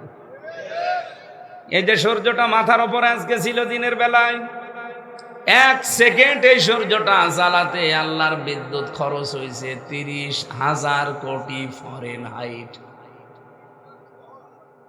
আমাদের বাড়িতে এই যে কি প্রিপেইড না পোস্টপেইড যেন মেটাল লাগানো আছে, কি বলো এটা? প্রিপেইড। টাকা দিলে তারপরে কাজ হয়, না দিলে বাঁচতেই থাকে। আমার মাঝে মাঝে গেট থেকে বের হওয়ার সময় ওটা যখন বাজে, ফেরেশতা জিবরাইলের কথা মনে হয় আল্লাহ তোমার যে সূর্যটায় আজকে আমি কাপড় শুকিয়েছি, আমার শরীর শুকিয়েছি, গোসল করার পরে শীত লাগে, এই জন্য শীতকে নিবারণ করার জন্য রোদে দাঁড়িয়েছি। যদি তোমারও সিস্টেম এরকম থাকতো যে প্রতিদিন জিবরাইল যে কড়া নাড়াবে, যে যা যা খরচ হয়েছে বিদ্যুতের এই সূর্যের আলো থেকে, এই বিল টাকা দাও, আগামীকাল আর সূর্য উঠবে না, আমার মনে হয় জিবরাইলের দাঁত মুখ আমরা সব খুলে ফেলতাম। কিসের বিল? আল্লাহ দয়া করে যে একটা জিনিসেরও বিল আমাদের কাছে আজ পর্যন্ত পাঠাননি। আমার এই 33 বছরে কত ঘন্টা, কত মিনিট, কত সেকেন্ড চলে গেল। 16 কেজি করে অক্সিজেন প্রতিদিন কিনে বেঁচে থাকা লাগলে আমি হামজাও মরে যেতাম। রব্বুল আলামিন হযরতে আদম নবীকে শুধু মাটি দিয়ে বানিয়েছিলেন, বাকি কোন আদমের সন্তানকে আল্লাহর মাটি দিয়ে বানাননি। তাদেরকে আল্লাহ বানিয়েছেন মাটির নির্যাস দিয়ে। হযরতে আদম নবী উনি যে খাবারগুলো খাবেন, ওই খাবারগুলো যে মাটিতে তৈরি হবে, এই মাটির খাবারগুলো খেয়ে বানার শরীরে রক্ত গোশত চর্বি তৈরি হবে, বীর্য তৈরি হবে। এটা যখন মায়ের রেহেমের ভেতরে যাবে, আল্লাহ রব্বুল আলামিন কোরআনে কারিমের সূরা মুমিনুনের তাফসিরে পেয়েছি, এই বাবার বীর্যটা যখন দ্রুত গতিতে বের হয়ে মায়ের রেহেমের ভেতরে জমা হয়, এখরুজু মিন বাইনিস সলবি ওয়াত তারাইব, দ্রুত গতিতে বের হয়ে এখানে সলবন এক বচন আর তারাইব বহু বচন। সলবন বলা হয় পুরুষের লজ্জাস্থান, তারাইব বলা হয় মেয়েদের লজ্জাস্থানকে। আমার প্রশ্ন আছে, আয়াতটা পড়ার পর আমি বহু তাফসীর ঘেটেছি, পাইনি। শেষে ডক্টর মরিস বোকাইলের লেখা কোরআন, বাইবেল এবং সায়েন্স, এটা মালয়েশিয়া ইন্টারন্যাশনাল ইসলামিক ইউনিভার্সিটিতে এক সেমিনারে এই বইটা নিয়ে পড়তে পড়তে দেখি তথ্যটা পেয়ে গেছি। রব্বুল আলামিন এখানে পুরুষের বেলায় এক বচন, মেয়েদের বেলায় বহু বচন দিলেন কেন? আরবি গ্রামার যারা জানেন, একের পরে দুই হলে হয় দ্বিবচন, দুইয়ের পরে যদি যায় তিন বা তিনের অধিক তখন বলা হয় বহু বচন। অন্যান্য ভাষায় কিন্তু এক বচন, বহু বচন, দ্বিবচন নেই। বহু ভাষা আছে দুনিয়ায়, কিন্তু আরবি ভাষায় আবার এটা না। আরবি ভাষায় এক বচন আছে, দ্বিবচন আছে, তারপরে বহু বচন। আর বহু বচন হতে হলে কি দুয়ে বহু বচন হয়? বলেন বলেন, কমপক্ষে। আর বলেন কমপক্ষে। আল্লাহ মেয়ের ক্ষেত্রে, মায়ের ক্ষেত্রে বহু বচন তিন বাড়িয়ে দিলেন কেন? মুফাসসির এই জায়গায় আমি যে কওলগুলো পেয়েছি আমার মন মতো হয়নি, কিন্তু মরিস বোকাইলে, ওর নাম হচ্ছে ডক্টর ইসলামুল হক, আগে ছিল মরিস বোকাইলি। লোকটা 18টা ভাষার পণ্ডিত। উনি কোরআনের সাথে, বিজ্ঞানের সাথে আর বাইবেলের সাথে তুলনা দিয়ে বইলা লিখেছেন। এই আয়াতের তাফসীর করতে গিয়ে তিনি এই পয়েন্টটা নিয়ে এসেছেন, পৃথিবীতে মানুষ তৈরি করার ক্ষেত্রে বাবার চাইতে মায়ের কমপক্ষে 3 গুণ কষ্ট বেশি হয়। বাবার কষ্টটা কি? বিছানায় ছিল, এইটা কথা বুঝতেছেন? বাবার কষ্ট বিছানায় ছিল এইটা। মায়ের কষ্ট এটা পেটে ধারণ করা, 10 মাস 10 দিন কষ্ট করা, ডেলিভারির কষ্ট সহ্য করা, এবং 2 থেকে 2.5 বছর পর্যন্ত দুধ পান করানো, কমপক্ষে 2 বছর। এই যে পরবর্তী 3টা কষ্ট, এটা পৃথিবীর কোনো বাবা আজ পর্যন্ত পায়নি, কোনোদিন পাবেও না। 10 মাস 10 দিন পেটে ধারণ করা যে কষ্টটা আমরা বাবা যারা আজ পর্যন্ত টের পেয়েছি, বলেন বলেন। আল্লাহ বলেন দ্রুত গতিতে পানিটা যখন বের হয়ে আসে, এটা 40 দিন 40 দিন অন্তর অন্তর আমি এটা পাল্টাতে থাকি। সুম্মা খলাকনান নুতফাতা আলাকাতান ফাখলাকনাল আলাকাতা মুদগাতান ফাখলাকনাল মুদগাতা ইযামা ইলা আখির আয়াত। এখানে আমি 4টা জিনিস পেয়েছি। 1 নম্বরে বাবার এই বীর্য দিয়ে আল্লাহ 4টা জিনিস তৈরি করে নিজে, রক্ত, গোশত, চর্বি আর চামড়া। মায়ের রেহেমের ভেতরে যে নাপাক পানিটা আছে, থলি, ওইটা দিয়ে আরো 4টা জিনিস হয়, চুল, রগ, হাড় আর পর্দা। 4 4 8টা জিনিস হলে মানুষ হবে না, কমপক্ষে 13টা জিনিস লাগবে। আর 13টা জিনিস হতে 6 মাস সময় লাগে। এজন্য 6 মাসের আগে কোনো মানুষ দুনিয়া আসতে পারে না। 6 মাসের আগে যদি কোনো সন্তান পৃথিবীতে আসে, বুঝবেন ওইটা তার বৈধ সন্তান না, আগে কেউ জন্ম দিয়েছে। কথা বুঝেন? এই যে ঠিক বললেন, আমিও বলবো ঠিক, কিন্তু কেন? এ কেনর জবাব দেওয়ার জন্যই বসেছি এবার। এটা সূরা আহকাফে পাবেন 15 নম্বর আয়াতে, 26 নম্বর পারার 2 নম্বর পৃষ্ঠার 11 নম্বর লাইনে আছে। وَوَصَّيْنَا الْإِنسَانَ بِوَالِدَيْهِ إِحْسَانًا حَمَلَتْهُ أُمُّهُ كُرْهًا ووضعته كرها وحمله وفصاله 30 شهرا। এ ভালো করে তাকা। রব্বুল আলামিন বলেন, পৃথিবীর সব মানুষকে আমি নির্দেশ দিয়েছি, ওসিয়ত করেছি যে পিতামাতার সাথে ভালো ব্যবহার করা লাগবে। কেন? তোমার মা তোমাকে কষ্টের পরে কষ্ট সহ্য করে বহন করেছে, এরপরে ডেলিভারির কষ্ট সহ্য করেছে, এরপরে তোমার কমপক্ষে 30 মাস দুধ খাওয়িয়েছে সব মিলে। এর মাঝে মাঝে দেখবেন ওয়া আছে, হামালাতুহু উম্মুহু কুরহা ওয়া ওয়াদাআতুহু কুরহা ওয়া হামলুহু ওয়া ফিসালুহু 30 শাহরা। ওয়া পাবেন কয়টা আপনি গণনা করে দেখবেন, সব মিলিয়ে আল্লাহ শেষে লাগিয়ে দিয়েছেন 30 মাস। সন্তান পেটে রাখা, ডেলিভারি করা এবং দুধ খাওয়ানো সব মিলে 30 মাস। সব মিলে কি?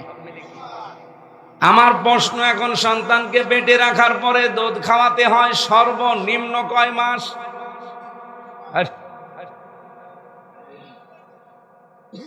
ওয়ালওয়ালিদাতু ইউরদি'না আওলাদাহুন্না হাওলাইনি কামিলাইনি লিমান আরাদা আইয়ুতিম্মার রাদা। এটা সূরা বাকারায় 2 নম্বর পারার 17 নম্বর পৃষ্ঠার প্রথম নম্বর লাইনের 233 নম্বর আয়াতের প্রথম অংশে আছে। রব্বুল আলামিন বলেন, প্রতিটি বাবাকে আমি নির্দেশ দিলাম সন্তানকে দুধ খাওয়ানো লাগবে 2 বছর, আর 2 বছরে হয় 24 মাস। ওখানে কয় মাসের নাম পেলাম? 30। 2 বছর কি 30 মাস হয়? কত? 24 মাস। 30 এখনো কত আছে? এই যে এই 6 মাস মায়ের পেটে থাকা লাগবে। বৈধ সন্তান যদি আপনি হতে চান, মায়ের পেটে কমপক্ষে বাবার বিয়ের পরে 6 মাস থাকাই লাগবে। যদি 6 মাসের একদিন আগেও আপনি আসেন, আপনি বৈধ না। এই পৃথিবীতে 257টা দেশ আছে, সবচাইতে বেশি অবৈধ সন্তান প্রসব করে ফ্রান্সে। আপনি দেখবেন ফ্রান্স থেকে অধিকাংশ সময় মাঝে মাঝে রসুলের বিরুদ্ধে গালি আসে, কারণ যার সন্তান যারা, তারা আর কিছু সহ্য করলেও আমার রসুলকে সহ্য করতে পারে না। এ বাংলাদেশেও যারা আমার মনে হয় জারোজ, তারাই মাঝে মাঝেই ব্লকে রসুলকে গালি দেয়। আমি আর নিচে নামলাম না, এখান থেকে যেটা নিতে চাই সেইটা এবার বলছি। রব্বুল আলামিন বাবাকে দায়িত্ব দিয়েছেন দুধ পান করাও 2 বছর 24 মাস, না মাকে? এখানে যারা আলেম আছে জিজ্ঞাসা করেন তো, লিমান আরাদা আইয়ুতিম্মার রাদা, এখানে মুযাক্কার শব্দ আছে লিমান আরাদা। এখানে তো মুয়ান্নাস শব্দ নেই, মেয়ে লোকের শব্দ নেই, পুরুষের শব্দ আছে।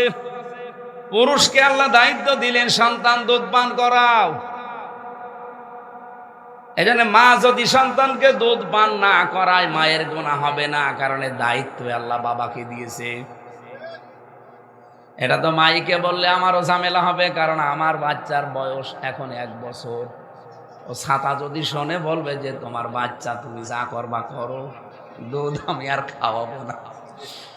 এ বাচ্চারে আমি দুধ খাওয়াতে পারি, হাফসা জান্নাত রে 10 লাখ টাকা দেওয়া লাগবে, আমার তো মরণের শেষ নেই। মাইকে বলবো না, থুক্কু মাইক বাদ দিয়ে বলি নাকি? সম্মানিতা মায়েরা, একটা সন্তানকে যদিও বাবার দায়িত্ব, কিন্তু বাবাকে আল্লাহ পাক স্তন দেয়নি, এবং স্তনে বাবার দুধও দেয়নি। এই খাবারটা আপনাকে দিয়েছে, এর দ্বারা অনেকগুলো উপকার আপনাকে আল্লাহ করেছে, যেহেতু কষ্ট সহ্য করেছেন। সন্তান জন্মের পরে যদি 1 ফোঁটা দুধ তার মুখে আপনি তুলে দিতে পারেন, একটা মরা মানুষ চিন্তা করে দিলে যে সওয়াব হয়, আপনার আমল নামায় আল্লাহ ওই সওয়াব লিখে দেয়। বাবার দায়িত্ব হচ্ছে সন্তান দুধ পান করানো। মা যদি পান করাতে না চায়, টাকা পয়সা দিয়ে হলেও পান করানো লাগবে। এটা আমি আর বিস্তারিত ব্যাখ্যায় যেতে চাই না, কারণ আমি শেষে নিজের ওয়াজে নিজে ধরা খেয়ে যাব, আমার দরকার নেই। আগে আমার বাচ্চাটার 2 বছর হোক, তারপরে দেখছি। দ্বিতীয় নম্বরে যে কষ্টটা ডেলিভারির সময়, বিজ্ঞান এখন কষ্ট পরিমাপ করার যন্ত্র আবিষ্কার করেছে। এদিকে তাকান, এই পৃথিবীতে সবচাইতে শক্তিশালী মানুষ যারা আমরা আছি পুরুষ, তারা 47 ইউনিট কষ্ট সহ্য করতে পারবো, এর উপরে দিলে মরে যাব। কিন্তু একটা মা আমাকে আর আপনাকে দুনিয়ার মুখ দেখাতে নরমাল ডেলিভারি যারা করে কমপক্ষে 57 ইউনিট কষ্ট সহ্য করে। নবীজি বলেছেন এই পৃথিবীতে কোনো মা এই কষ্টটা স্বীকার করার সময় সে সিদ্ধান্ত নিয়ে ফেলে, পৃথিবীতে যদি বাচ্চাটা খালাস হয়ে যায় আর কোনোদিন স্বামীর কাছে যাব না। কিন্তু যখনই বাচ্চাটা দুনিয়ায় আসে, ওর মুখ দেখার পরে আমার আল্লাহ ডেলিভারির 57 ইউনিট কষ্ট তারে ভুলিয়ে দেয়। আবার স্বামীর সংসার করে, আবার সন্তান পেটে ধারণ করে। আমাদের গ্রামে একজন মানুষকে আমি দেখেছি, তার 12টা মেয়ে, 5টা ছেলে, একটাই স্ত্রী, একটাই স্বামী। মাঝে মাঝে ওই মহিলার কথা চিন্তা করে ভাবি, আল্লাহ এক একটা সন্তানের জন্য যদিও 57 ইউনিট কষ্ট সহ্য করে থাকে, কত কষ্ট এই মায়ের উপর দিয়ে তুমি দিয়েছো।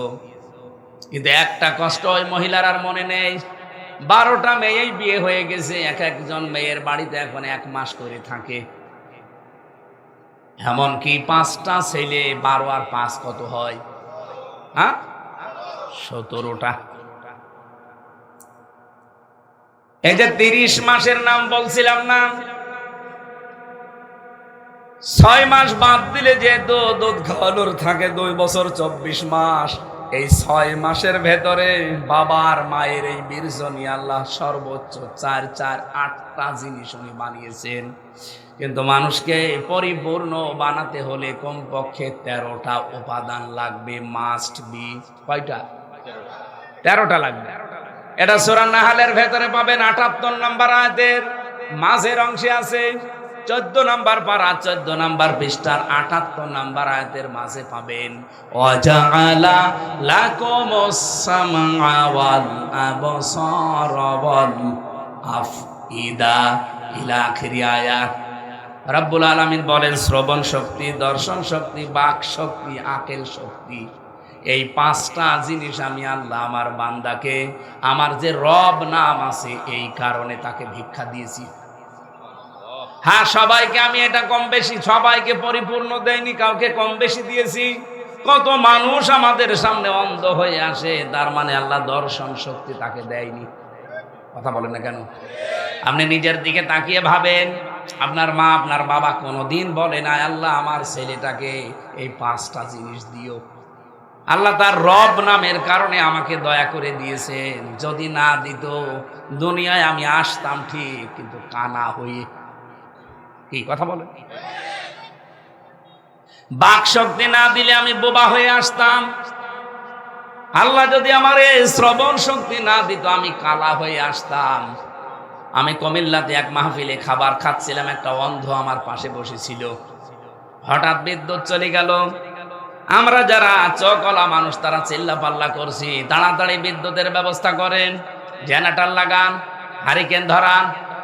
হঠাৎ অন্ধ আমার হাত চেপে ধরে বলছে, হুজুর মাত্র 2 মিনিট কারেন্ট চলে গেছে, আপনারা চিল্লান, অথচ 42 বছর আমার জীবনে কোনো কারেন্ট নেই। ওই দিন অন্ধ আমাকে একটা তথ্য দিয়েছিল, আপনাদের যাদের চোখ আছে আপনারা তো দিনের বেলা দেখেন, এমনকি ঘুমিয়ে থাকলে স্বপ্নেও দেখতে পান। আমরা যারা অন্ধ মানুষ আমরা ঘুমিয়ে থাকলে স্বপ্নেও দেখি না, দেখলেও খালি একটা টন টন করে আওয়াজ শুনি। ওই দিন আমি আল্লাহকে বলেছি, রব্বুল আলামিন দুনিয়ায় যদি কিছু না দিয়ে থাকো, চোখ দিয়েছো, এইটার শুকরিয়া আদায় করে শেষ করা যাবে না। 8, 5, 13টা জিনিস যখন এক হয়, ফেরেশতারা জিজ্ঞাসা করে আল্লাহ এর আকৃতি কি দেব? ওয়াল্লাযী ইউসাউবিরুকুম ফিল আরহামি কাইফা ইয়াশা। আল্লাহ বলেন তিনি সে আল্লাহ যিনি মায়ের রেহেমের ভেতরে তোমাদের আকৃতি তৈরি করেন। সুতরাং ছেলে হবে না মেয়ে হবে, আকার দেন কে? নাকি আপনার বাবা দেয়? যখন আকৃতিটা ফেরেশতাদেরকে বলে দেয়, ফেরেশতারা তৈরি করে পুরো বডিটা বানিয়ে। এই যে মুখমণ্ডল যেটা, এটা আমার আল্লাহ নিজের হাত দিয়ে বানিয়েছেন কুদরতি ভাবে। এই জন্য পৃথিবীর সব সৃষ্টির ভেতরে মানুষের চেহারা সুন্দর বেশি।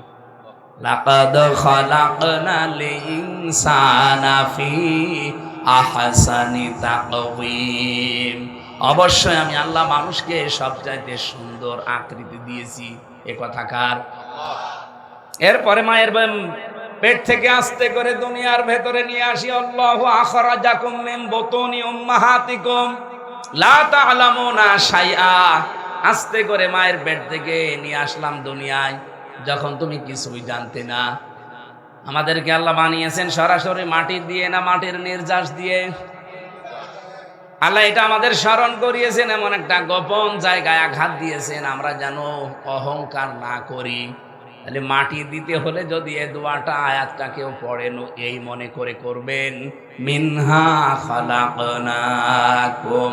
আমাদের সবাইকে বানিয়েছে আমার বাবা কে? খালাকনাকুম, আমি আল্লাহ বানিয়েছি তোমাদের সবাইকে।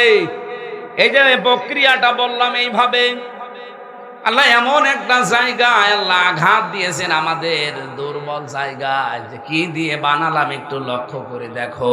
ফালিয়ানজুরিল ইনসানু মিম্মা খুলিকা মিম্মাইন দাফিক। মানুষকে নজর করে দেখে না যে কি দিয়ে তারে বানালাম। হালাতা আলাল ইনসানি হাইনুম মিনাদ দাহরি লাম ইয়াকুন শাইয়্যাম মাযকুরা। মানুষের জীবনে এমন সময় ছিল যখন উল্লেখ করব এমন কিছুই ছিল না। 33 বছর আগে হামজার নাম ছিল, আরো জোরে বলেন, কোন ঠিকানা ছিল? এখন ঠিকানা আছে কুষ্টিয়ায় 6 রাস্তার মোড়ে, ঠিকানা আছে কুষ্টিয়ার পাটিকা বাড়ি, ডাবিরা ভিটার। 33 বছর আগে আপনি হিসাব করে বলেন, আমার তো 92 সালে জন্ম, এখন 33-34 বছর চলছে। এই 34 বছর আগে আমার এই হামজা উল্লেখ করার মতো ছিল। এই জায়গায় দিয়েছেন আঘাত, যে আমার ইবাদত করতে মন চায় না তোমার, আমার বিধান মানতে তোমার মন চায় না। কি দিয়ে বানালাম দেখেছো? নাপাক জিনিস যেটা শরীর থেকে বের হলে গোসল খরচ হয়ে যায়। যে নাপাক পানিটা এই লালপুর বাজারে 1 টাকায়ও বিক্রি হবে। দুনিয়ার কোন মার্কেটে কেউ 4 আনা দিয়ে কিনবে? এরকম একটা বেদামি নাপাক দুর্গন্ধযুক্ত পানি দিয়ে তোরে বানালাম, আর তোর ভেতরে অহংকার আসে কি করে? এইটা আল্লাহ আমাদেরকে স্মরণ করিয়েছেন ওই জায়গায়। অফিহা নুঈদুকুম, আবার এই মাটির ভেতরেই তোমাদেরকে আমরা রেখে গেলাম। আমরা যেহেতু সবাই ওখানে এই দোয়া অনেকেই পড়ি, এই জন্য কুম দেওয়া আছে, অফিহা নুঈদুকুম, তোমাদের সবাইকে আবার এর ভেতরে রেখে গেলাম বা দেওয়া হবে। আমার প্রশ্ন হচ্ছে, কবরে কি মানুষকে এভাবেই দেওয়া হয় না মরে গেলে? বলেন বলেন, মরণ ছাড়া কোন মানুষকে কবরে দেওয়া যায়? এখন মরণটা তো মাস্ট বি, সবার জীবনে এটা আসবে। আজ পর্যন্ত কেউ মরণ থেকে রেহাই পেয়েছে? এমনকি নবীজিকে আল্লাহ অপশন দিয়েছিল ফেরেশতা আজরাইল, যে জিবরাইল এসে বলে, হে রাসূল, আজকে একটা নতুন ফেরেশতা এনেছি আপনার কাছে। আজ পর্যন্ত কারো কাছে অনুমতি চাইনি, কিন্তু আপনার কাছে অনুমতি নিতে এসেছে। নবীজি বললেন, কি? বলে, আজরাইল নিয়ে যেতে চায় আপনাকে। হ্যাঁ, আপনি যদি থাকতে চান দুনিয়ায় থাকতে পারবেন। নবীজি সঙ্গে সঙ্গে বলেছিলেন, ভাই জিবরাইল, আমি কতদিন থাকতে পারবো? যতদিন ইচ্ছা হয় আপনি থাকেন, তারপর আপনার মরণ হবে, মৃত্যুবরণ করাই লাগবে। কুল্লু নাফসিন যায়িকাতুল মাউত, জীবন যারে আল্লাহ দিয়েছে তারে মরণ দেবেই, এইটাই নিয়ম। উনি বললেন, ফেরেশতা, মরণ যখন লাগবে তখন এই নশ্বর পৃথিবীতে আমি আর থাকতে চাই না, আমারে নিয়ে চলো। ওনাকে নেওয়ার জন্য শুধু বুকের ওপরে হাত দিয়েছিলেন। নবীজি সঙ্গে সঙ্গে চিৎকার দিয়ে বললেন, হাত সরাও। কি দিয়েছো? ফেরেশতা বলেছে, হে রাসূল, আমি জানি আল্লাহর পরে আপনার স্থান, এজন্য শুধু হাতটা রেখেছি। নবীজি বলেন, আজরাইল, হাত রাখা যদি এত কষ্ট হয়, মনে হয় উহুদ পাহাড় আমার বুকের উপরে রেখে দিয়েছো। যত রকমের কষ্ট আছে আজকে সব দিয়ে যাও আমার বুকের উপরে। আমি ইন্তেকালের পরে আমার গুনাহগার উম্মত, এদের তো অভিভাবক নেই, এদের মরণের সময় তুমি কোনো কষ্ট দিও না।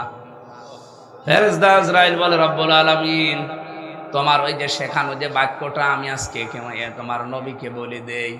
হে নবী, গোপন একটা বিষয় আমি জানি, আপনার উম্মতদেরকে আপনি ইন্তেকালের আগে বলে যান, তারা যদি ফরজ নামাজের পরে আয়াতুল কুরসির ভেতরে 10টা ক্ষমতার কথা আছে আল্লাহর, এই 10টা ক্ষমতা বিশ্বাস করে যদি আয়াতুল কুরসি পড়তে পারে, আর এই 10টা বিষয় জীবনে যদি ওর থাকে, আমার আল্লাহ যে 10টা কথা আয়াতুল কুরসির ভেতরে দিয়েছেন, আপনার উম্মতেরা যদি মেনে নিতে পারে, আমি আজরাইল কথা দিচ্ছি তার মরণের সময় যন্ত্রণা হবে না। আমি সহ যারা এসেছি আমলটা করবেন, সালাম ফিরিয়ে ফরজ নামাজ শেষ হয়ে গেলেই বলবেন আল্লাহু আকবার একবার, আল্লাহু আকবার কয়বার? আস্তাগফিরুল্লাহ 3বার। এরপরে আল্লাহুম্মা আনতাস সালাম ওয়া মিনকাস সালাম তাবারাকতা ইয়া যাল জালালি ওয়াল ইকরাম একবার। এরপরে আপনি আয়াতুল কুরসি পড়ে নেবেন। এই আমলটা যদি জারি থাকে, আর মাঝে মাঝে একটু বাংলা মিলাবেন যে 10টা ক্ষমতা আছে এর ভেতরে, আল্লাহু লা ইলাহা ইল্লা হুয়াল হাইয়ুল কাইয়্যুম লা তাখুযুহু সিনাতুন ওয়ালা নাওম। এরকম 10টা বিষয় পাবেন, আমি বিস্তারিত ব্যাখ্যায় যেতে পারছি না। এই 10টা বিষয় যখন আপনার প্র্যাকটিক্যাল লাইফে থাকবে, মরণের সময় আপনারও আযাব হবে না, মনে হবে যে মায়ের স্তনে বুক মুখ লাগিয়ে আপনি ঘুমিয়ে পড়েছেন। আল্লাহ এরকম আসানের মরণ আমাদেরকে দান করেন, বলেন আমিন। মরণ যেহেতু লাগবে, আমি বহু মানুষের মরণের যন্ত্রণা এগুলো পড়েছি এবং দেখেছি নিজে। হযরত ঈসা আলাইহিস সালামের জামানায় তার উম্মতেরা একবার বলেছিলেন, আপনি তো নবী দাবি করছেন, একটা মুজিজা যদি দেখাতে পারেন, এই যে একটা কবরস্থান এ পুরাতন বহুদিন ধরে চলছে, এখান থেকে যদি একটা লাশ আপনি উত্তোলন করে জিন্দা করে আমাদেরকে দেখাতে পারেন, তাহলে বিশ্বাস করব আপনার মুজিজা, আপনি নবী। উনি সেজদা দিলেন, প্রথমে ডাক দিয়ে বলে, রব্বুল আলামিন, এই কবর কতদিন চলে আসছে আমি জানি না, এখান থেকে তো কোনো লাশ উত্তোলন করা আমার ক্ষমতা নেই, তোমার কাছে দোয়া করছি, আল্লাহ এই মুজিজা তুমি একটু দেখাও। সেজদা থেকে উঠেই বললেন, কুম বিইজনিল্লাহ, হে কবরবাসী জিন্দা হয়ে যাও। সঙ্গে সঙ্গে কবর থেকে একটা দাড়ি চুল পাকা, দাড়ি গোপ চুল পাকা একটা মানুষ দাঁড়িয়ে সালাম দিয়েছে, আসসালামু আলাইকুম ইয়া নূহ নবী আল্লাহ, হে আল্লাহর নবী নূহ, হে আল্লাহর নবী ঈসা, আপনি আমার বাবার পক্ষ থেকে সালামটা গ্রহণ করেন। হযরত ঈসা আশ্চর্য হয়ে গেলেন, কি কে তোমার চাচা, আমাকে তুমি সালাম দিলে বাবার পক্ষ থেকে? উনি বলছে, আমার নাম শাম, আমি আজকের লাশ না, হাজার হাজার বছর আগে আমি দুনিয়া থেকে বিদায় নিয়েছি, আমার বাবার নাম হযরত নূহ আলাইহিস সালাম। উনি যেহেতু একজন নবী ছিলেন, এক নবী আর এক নবীর ভাই, আপনি যদি আমার বাবার ভার হয়ে থাকেন, তাহলে তো আপনি আমার চাচা, এই হিসাবে আপনাকে আমি চাচা বলে সম্বোধন করলাম, আপনি আমার সালামটা আগে নিন।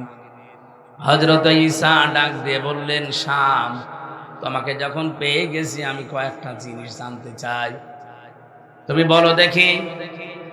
আমার তো ইনজিল শরীফ আছে, আমি ইনজিল কিতাবে পেয়েছি হযরত নূহ আলাইহিস সালামের জামানার মানুষের চুল দাড়ি পাকতো না, তারা চুল দাড়ি পাকার আগেই কালো অবস্থায় মরে যেত। তোমার তো চুল দাড়ি সবই পাকা, আসমানি কিতাব ইনজিলের সাথে তোমার তো বর্ণনা মেলে না, কি বলো? হযরতে শাম বলেছেন, হে আমার চাচাজি, আপনি যা পড়েছেন ইনজিলে সব সঠিক, আমিও মরণের সময় আমার চুল দাড়িগুলো সব কাঁচা ছিল, পাকে নাই, সব কালো ছিল। আপনি যখন কুম বিইজনিল্লাহ বললেন, আল্লাহ পাক আমার শরীরের ভেতরে রূহটা দিচ্ছিলেন, আস্তে আস্তে আমার সামনে থেকে মাটিগুলো আলাদা হয়ে যাচ্ছিল। আমি মনে মনে ভাবছিলাম কিয়ামত মনে হয় কায়েম হয়ে গেছে। এইমাত্র আমার আল্লাহর সামনে আমাকে মনে হয় দাঁড় করাবে আমার জীবনের কাজকর্ম নিয়ে। আমার এমন একটা ভয় লেগেছে যে আল্লাহর সামনে আমি দাঁড়াবো কি নিয়ে। এই ভয়ের চোটে সঙ্গে সঙ্গে আমার কালো দাড়ি, কালো চুলগুলো সাদা হয়ে গেছে। অনাটোরবাসী সবাইকে দাঁড়ানো লাগবে আল্লাহর সামনে। নামের আগে আলেম লেখা আছে, এই জন্য একটা আশা, একটা ভরসা আছে আমার কাছে। এটা সূরা ইনশিকাকের তাফসীর পড়তে গিয়ে পেয়েছি। কিয়ামতের দিন আল্লাহ পাক যখন কোনো বান্দাকে মাফ করতে চাইবেন, তখন তাকে লক্ষ লক্ষ কোটি কোটি মানুষ থেকে আলাদা করে নেবেন। একটা চাদর দিয়ে ওই বান্দার বান্দিকে আল্লাহ ঘিরে নেবেন, ডাক দিয়ে বলবে, বান্দা, হে বান্দি, এই কাজ করেছিলি। মনে করেন মাওলানা তোফাজ্জল হোসেন, ওনাকেই ডাক দিয়ে বলবে, তোফাজ্জল, এই কাজগুলো করেছিলি। একটা একটা করে সবগুলো স্মরণ করাবে। উনি বলতে বাধ্য হবে, হ্যাঁ আল্লাহ, আমি করেছি। কারণ তোমার কাছে তো কোনো কিছুই গোপন নেই। মাথা নিচু করে চোখের পানি ফেলে কাঁদতে থাকবে। রব্বুল আলামিন বলেন, আমার রহমান নামের ভেতরে, গফফার নামের ভেতরে জোশ পয়দা হবে। ওর কাকতি মিনতি আর কান্নার দিকে তাকিয়ে আমি শেষ পর্যন্ত বলবো, যা, কাউকে বলবি না, গোপনে করে মাফ করে দিলাম, জান্নাতে চলে যা।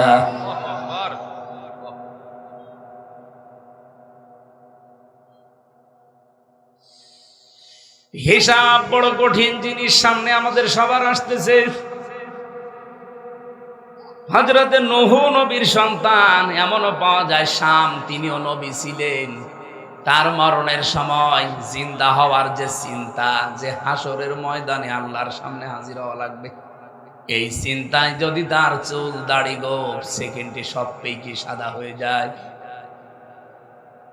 হযরতে নূহ হযরতে ঈসা রূহুল্লাহ ডাক দিলেন, শাম, তোমার শরীরের ভেতরে এখনো কাঁপুনি, কাঁপতেছো, ঘাম ঝরছে, এইটা কোন দৃশ্য?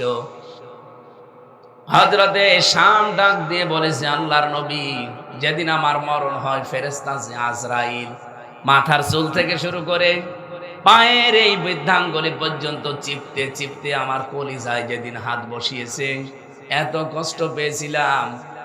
লোহার শলাকা পেটের ভেতরে দিয়ে পোড়াটা নাড়ি ভড়ি পেঁচিয়ে যদি এক টান দেওয়া হয়, যে কষ্ট মানুষ পায়, আমি ওই রকম কষ্ট পেয়েছি।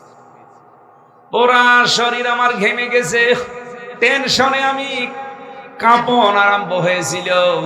ওই দিন থেকে যে আমার টেনশন শুরু হয়েছে, আজও পর্যন্ত আমার শরীরের কাঁপ যায়নি। এই যে ঘাম ঝরা আরম্ভ হয়েছিল, ঘাম এখনো পর্যন্ত আছে, শুকিয়ে যায়নি। মরণের যন্ত্রণা বড় কঠিন। আজাদ সাকরাতুল মাউত বিল হক, পৃথিবীর সব কিছু মিথ্যা হতে পারে, মরণের যন্ত্রণা হক, এর ভেতরে কোনো মিথ্যা নেই। যেহেতু সবার জীবনে এটা আসবে, অন্তত এমন কিছু কাজ দুনিয়ায় করে যাওয়া দরকার যেন মরণের যন্ত্রণা না হয়। কথা বলে না কেন? মরণের পরে যেহেতু জায়গা মতো আপনাকে দিয়ে আসবে, আল্লাহ বলেন ওখানেই শুধু ধরে রেখে দেবে তা না, ফামিনহা নুখরিজুকুম তারাতান উখরা, এরপরে আমি আল্লাহ আবার তোকে আমার সামনে হাজির করাবো, 5টা জিনিস জিজ্ঞাসা করার জন্য। কয়টা? হাদিসের ভেতরে তিরমিজি শরীফে পেয়েছি, মিশকাতুল মাসাবিতে আছে, মুসলিম শরীফেও আছে। এই 5টা জিনিসের বাইরে কেউ নেই, প্রত্যেকেই আল্লাহর সামনে দাঁড়াবে। এই 5টা জবাব দিয়ে তারপরে হয় জান্নাত না জাহান্নাম। আমরা যেহেতু সবাই ওই জায়গায় উঠবো কিয়ামতের দিন, এই 5টা প্রশ্নের জবাব দেওয়ার জন্যে আমি সহ এই 5টা প্রশ্নের সঠিক জবাব এখন তৈরি করতে চাই। রাজি আছেন না আপনারা?